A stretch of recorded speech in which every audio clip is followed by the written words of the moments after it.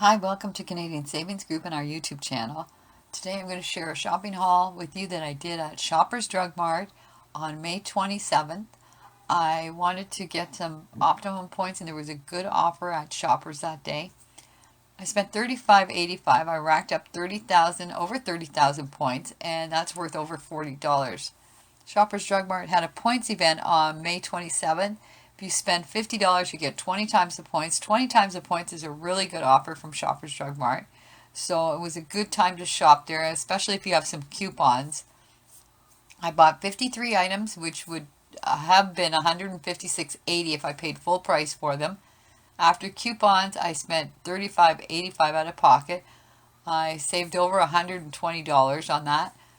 I received 30,970 Optimum points, and that was $40 plus. I'm going to break it down for you and tell you how I did it.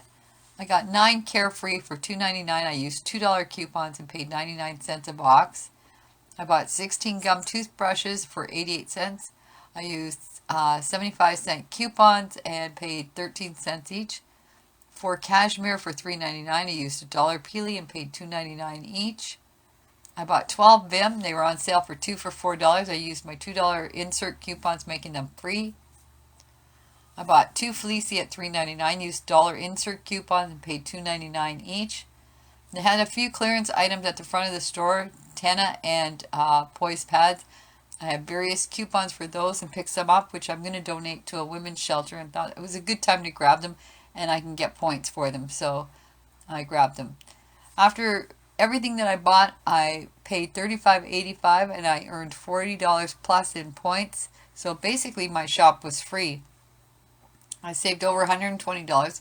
You can save this too. Just start following our group, paying attention to what's on sale, and hitting up Shoppers when they have good points events. Start saving for your family and for yourself, and follow us on YouTube as well. Thanks for watching.